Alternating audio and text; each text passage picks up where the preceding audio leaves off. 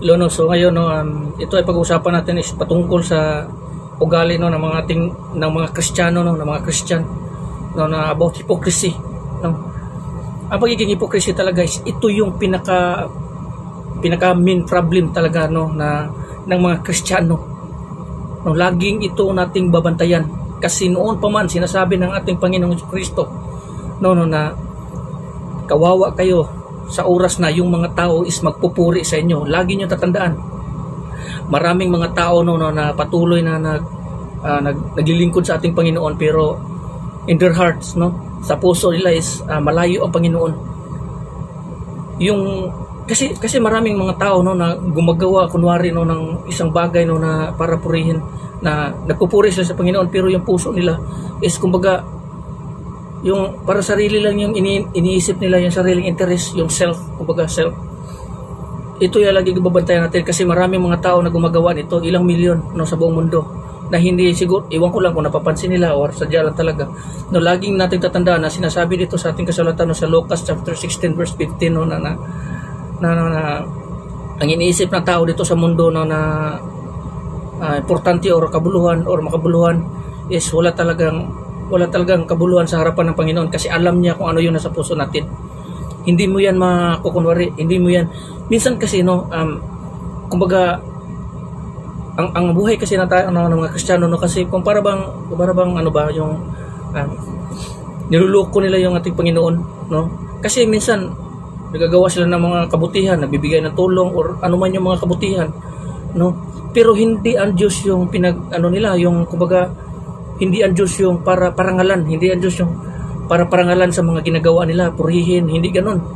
Kundi sa bibig lamang nila no na sinasabi nila na ganito no na para pangaralan ng Panginoon, parangalan nila ang Panginoon sa ginagawa nila o sinasabi nila purihin ng Panginoon ganito.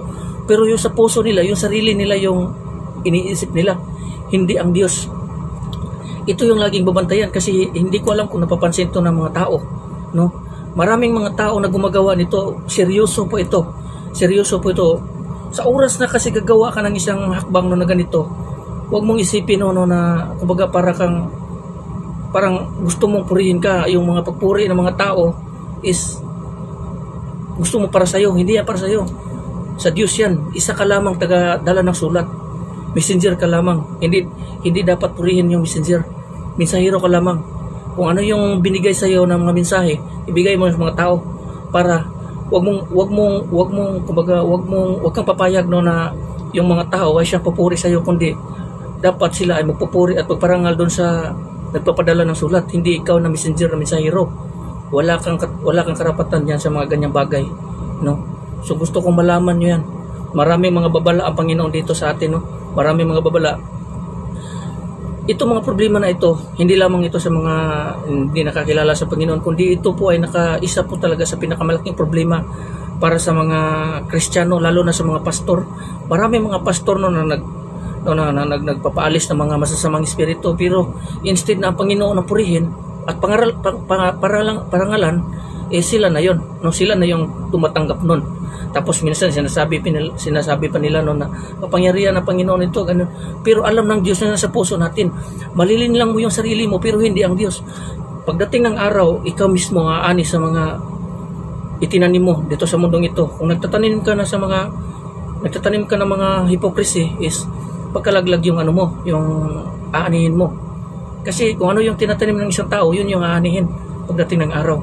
Lagi nating babantayan dito no yung pinagsabihan ng ating Panginoon, yung mga parisiyo na para kayong mga libingan na hindi nakikita o hindi nalalaman ng mga tao na kanilang natatapakan, no? Makikita sila sa makikita yung nila, yung kumbaga mabuting gawa, no? Pero instead na parangalan lang Panginoon, silang pinarangalan ng tao, tinatanggap nila yon. Ito po ay isa pong buhat no ng hypocrisy, no. Wag niyo pong gagawin yan. Gawin niyo pong seryoso ang paglilingkod sa ating Panginoon kasi hindi po ito biro. Lalo na ito sa mga Kristiyano, isa po ito babala. Maraming tao talaga no na stumble and fall, no, dapa sa mga ganitong bagay na ito. Dapa ka talaga na hindi ka makakabangon. Kasi pagdating ng araw, maniwala kayo sa akin, Kung ano yung itinanim natin, yun yung aanihin. No, kung nagtatanim ka ng mga kalupuhan, hindi, kamatayan, kalaglagan, yung aanihin mo pagdating ng araw. So lagi nating babantayan ang salita ng Panginoon. Huwag niyo itong babaliwalain, kasi maraming mga Kristiyano, mga Christian naggumagawa or tinatapakan lamang nila ito, ang mga salita ng Panginoon ito, mga warning ng Panginoon ito, mga babala.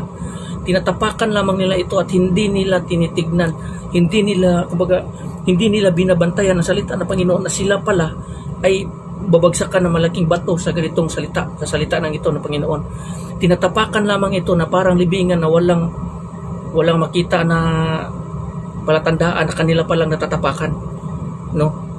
Hindi mo alam pagdating ng araw, itong salita ng Panginoon parang itong apoy na siyang susunog pagdating ng araw. Parang itong isang bato na siyang mahuhulog at mababagsakan ka, mabududurog ka talaga at mawawasak.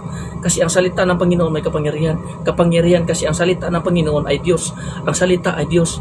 Ang Diyos ay salita at ang salita ay Diyos.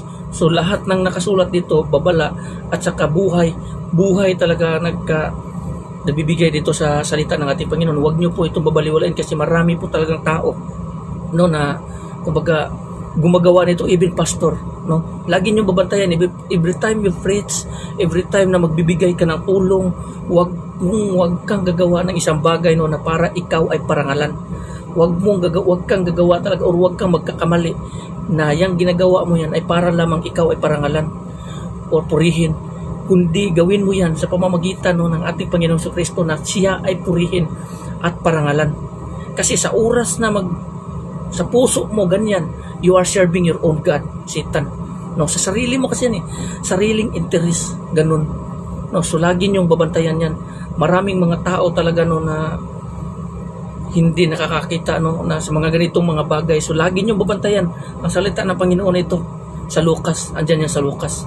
No, so hanggang dito na lang, maraming salamat and God bless everyone. Amen.